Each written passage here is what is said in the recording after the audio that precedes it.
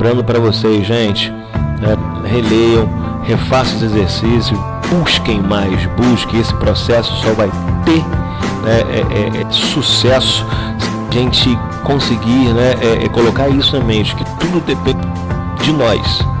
No caso, eu faço a minha parte daqui, vocês precisam fazer a parte de vocês aí. Sabemos que tudo é novo, dificuldades iremos encontrar, mas temos capacidade para poder solucionar e ultrapassar todos os obstáculos que porventura possam aparecer à nossa frente. A gente falar então agora aí sim, de uma regionalização do espaço mundial segundo o desenvolvimento humano e econômico, a gente precisa fazer alguns ajustes daí, uma sintonia fina, vamos buscar, e para isso a gente precisa ter um histórico de desenvolvimento. Bom, todos nós sabemos que as grandes navegações, elas tinham uma intenção muito clara, que era o quê? Que era de colonizar os países, ou as terras, os territórios encontrados. E ali eles implantavam um modelo político e econômico, que era o colonialismo. O que isso significa dizer? Significa dizer que você tem algo sob o seu domínio, sob o seu controle, e você o explora da maneira em que você achar melhor, que melhor lhe convier, ok? Então você tem a classificação de países e países: países desenvolvidos, países subdesenvolvidos, primeiro mundo, segundo mundo, terceiro mundo, mundo velho, mundo novo. Ou seja, isso tudo através de um modelo que nós tivemos aí de colonização, colônias de exploração, colônias de povoamento, ok? Então nós temos aí o que gerou-se de uma divisão internacional de trabalho.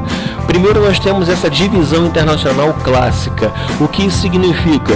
Você tem de um lado países fornecedores de matéria-prima, de outro lado países industrializados. Esses países fornecedores de matéria-prima fornecem todas as matérias-primas necessárias para que esses países produzam bens manufaturados e exportem para esses países o que? Produtos industrializados, acabados, produtos com maior valor agregado. Então do lado você já tem, nesse momento você já tem uma situação de exploração e de diferenciação entre esses dois modelos. Temos essa nova, já no século XX, essa nova divisão internacional do trabalho, que eles começaram a perceber que era muito mais vantajoso. Eu não preciso produzir e importar, por exemplo, do Brasil e produzir nos Estados Unidos ou na Europa. Eu posso fazer tudo isso no Brasil, ok? Entenderam isso? Por quê? Porque lá eu tenho tudo aquilo que eu preciso. No início eu não tinha, mas agora, hoje, século XX, no século XX, eu tenho mercado consumidor, porque eu preciso vender minha mercadoria. Eu tenho matéria-prima, já existia. Eu tenho uma mão de obra farta, abundante, barata. Eu tenho incentivos que o governo desses locais me oferecem. Eu tenho legislação ambiental frágil ou às vezes inexistência, ou seja, é tudo aquilo que eu necessito para poder o quê? Continuar produzindo, mas sem a necessidade de ter exatamente no meu local, no meu país, a minha indústria. Então começa esse processo de internacionalização da produção, tá? E com a nova, com essa revolução técnico-científica e informacional, isso ficou muito mais fácil. Por quê? Porque agora você faz tudo, por exemplo, por teleconferência.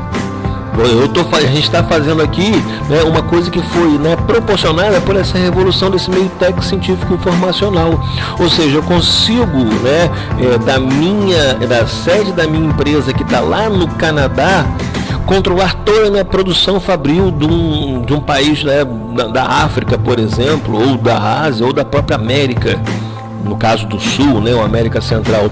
Então essa revolução nos meios de transporte, dos meios de comunicação, isso trouxe o que? Uma nova, vamos dizer assim, divisão do trabalho, a partir do momento que eu consigo controlar a minha produção de locais distantes, bem longe da onde eu estou. E como aí a gente vai medir esse desenvolvimento humano que é fruto dessa divisão que aqui está? Bom, nós temos aí umas situações bem específicas.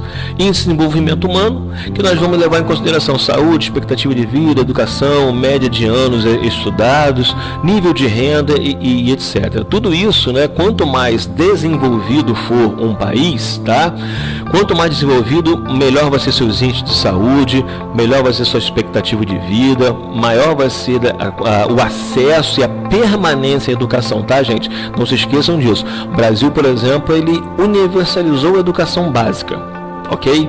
No entanto, para você, né, manter essas pessoas na escola é uma outra situação. Então você abre vagas. Todos aqueles que, né, que forem até escolas, eles obrigatoriamente eles têm que ser matriculados.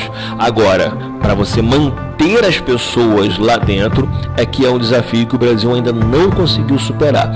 Então, analisar isso aqui, você tem uma classificação, uma soma de pontos aí, alguns índices que se faz, onde você tem, né, um coeficiente aqui de 0 até 1, onde 0 significa ruim e 1 alto ou bom. Aí você tem 0,1, 0,2 e etc. O Brasil está na posição 0,7 alguma coisa, estagnado. Temos o produto interno bruto também, que é a soma de todos os recursos produzidos no país. Porém, né, como está aqui dizendo, é não recomendado por análises sociais por não contabilizar as desigualdades. Se você colocar, por exemplo, um PIB entre Brasil e Canadá, você vai ver que o Brasil tem um PIB mais alto que o Canadá. No entanto, o Brasil está numa categoria e o Canadá está em outra. Por quê? Justamente porque essas desigualdades que não são contabilizadas, não é apenas o número que vai definir, são várias outras situações. Então você tem, por exemplo, um IDH bem mais alto no Canadá e ele tem um PIB menor do que o do Brasil. Sacaram? Essa é a dificuldade, e uma dificuldade muito grande para os países então poderem estar caracterizando através do produto interno bruto. Taxa de mortalidade infantil, isso é uma coisa também que chama bastante atenção, tá? Por quê? Porque as crianças, elas são, vamos dizer assim, de todos, né, os seres, eles são assim os mais vulneráveis, porque eles necessitam de auxílio durante boa parte, né, da sua infância, onde ele não consegue, por exemplo, comer, não consegue realizar sua própria higiene, precisa sempre de alguém que esteja o auxiliando. Então, quanto maior for a taxa de mortalidade, maior, vamos dizer assim, é a precariedade desse país, né? E o Brasil ele conseguiu, né, vamos dizer assim, avançar muito nesse sentido, mas assim, né, de forma ainda um tanto quanto precária, porque ainda existem ainda muitas crianças aí recém-nascidos morrendo. Fome ou subnutrição, gente, que é a situação assim, né, que é muito complicada mesmo, porque você imagina uma situação, né, de pessoa passar fome, é muito difícil. E aqui nós estamos falando, de falta de acesso, tá? Ok? Originando uma carência de nutrientes. Nós precisamos de uma dieta, né, equilibrada, com tantas 1000 calorias diárias. Tem gente que não tem acesso a isso. E é por falta de ter comida, produção de comida? Não. Dinheiro, renda, tá? E ela vai se dividir em fome endêmica e fome epidêmica. Vamos lá, fome epidêmica. Hoje, Covid-19, pandemia, pessoas estão impossibilitadas de trabalhar, os ambulantes, por exemplo, porque não tem nem ninguém para poder comprar porque nós estamos confinados.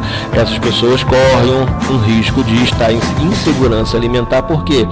Porque ela não tem como garantir a sua renda. Se ela não tem como garantir a sua renda, ela vai passar fome. E temos fome endêmica, que são essas fomes aí, vamos dizer assim, que é por tempo indeterminado, que aí é mais situação realmente de pobreza, por exemplo. A pessoa, de repente, ela até se alimenta, mas ela se alimenta mal. Aqui a pessoa, ela não está se alimentando por uma causa determinada. Aqui é aquela pessoa que come, mas se alimenta mal, ela está malnutrida ou está subnutrida, ok? Isso aqui é endêmico, é uma coisa que é original de um local por conta, né, de uma situação específica, pobreza, por exemplo, tá? Temos um índice de velocidade interna bruta aí, desenvolvido por um país, né, o Butão, que ele faz uma série de perguntas sobre como a pessoa está para si próprio. Por quê? Porque você vê, por exemplo, que existem pessoas pobres, mas extremamente felizes. E da mesma forma você vê que tem pessoas que são ricas, mas pessoas depressivas, pessoas que estão, né, passando por graves problemas psicológicos. Ou seja, você não vai analisar apenas o aspecto financeiro, há uma série de situações aqui que vão ser analisadas: o bem-estar psicológico, a saúde, o uso do tempo. Em pessoas que são muito ricas, mas elas usam o tempo dela para quê? Para trabalhar, e não fazem outra coisa a não ser trabalhar. Ou seja, ela não está, né, se enquadrando desse índice aqui de felicidade interna bruta. E são vários outros, né? Aquilo, né? O que te faz feliz, o que te dá prazer, não necessariamente é o mesmo que dá prazer a outra pessoa. Entendido isso?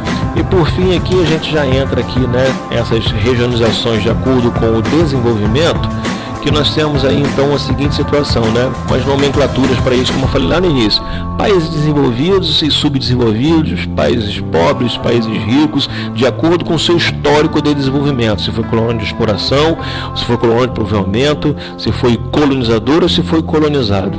Os países centrais e periféricos é o que se usa mais, né? No entanto, você tem aí uma crítica a ser feita. Por quê? Porque os países são diferentes. Mesmo os países centrais, os países ricos, por assim dizer, eles possuem diferença entre eles, estando, por exemplo, dentro do mesmo bloco, como aqui está dizendo. Então nós temos, por exemplo, a União Europeia. A União Europeia é composta por vários países mais desenvolvidos e países menos desenvolvidos. Então colocar todo mundo no mesmo bolo não dá. Ok, gente? Então fica aí essa nossa última parte aí. Espero que a gente tenha aí momentos